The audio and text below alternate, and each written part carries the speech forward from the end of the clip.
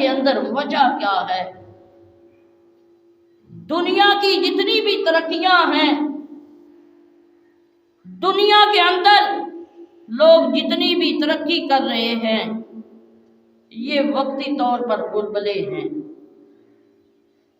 اصل کے اندر ہمیں چمن کے اجڑ جانے کا خوف نہیں ہے۔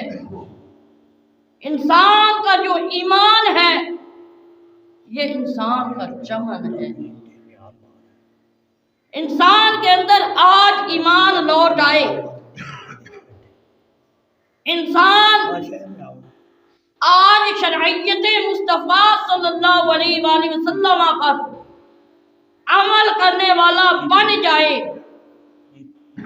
شرعیت کے مطابق زندگی گزارنے والا بن جائے، انسان کا ایمان لوٹ آئے، فیصلے شرعیت کے مطابق ہوں، ہماری معیشت شرعیت کے مطابق ہو جائے، ہماری تمام زندگی شرعیت کے مطابق ہو جائے، تو پھر یہ جو ہماری ترقیاں دوسرے لوگ کر رہے ہیں، اگر مسلمان ایمان والے ہو جائیں، شرعیت کے مطابق اپنی زندگی کو ڈال لیں، یہ جو ظاہری ترقیاں آپ کو نظر آ رہی ہیں یہ پھر سے پاکستان میں آ سکتی ہیں، یہ پھر پاکستان میں لوٹ سکتی ہیں، اگر ہمارا ایمان پھر سے تازہ ہو جائے، ہم شرعیت کے مطابق جینا سیکھ لیں،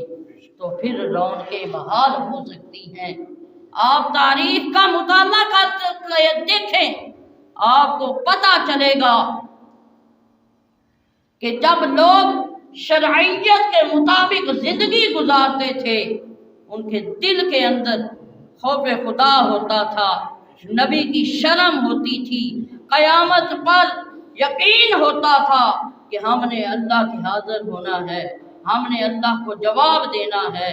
اس وقت مسلمان عروج پر تھے، لیکن جیسے جیسے شرعیت سے ہٹتے گئے، مفلسی اور ہمارا وقار ختم ہوتا چلا گیا۔ آج ہم ذرا غور تو کریں،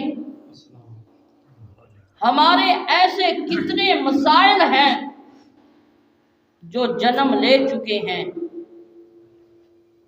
ان کی بنیادی 3 وجہ ہیں۔ اگر ہم ان کو 3 وجوہات کو پکڑ لیں، ہم پھر سے سرخرو ہو سکتے ہیں۔ وہ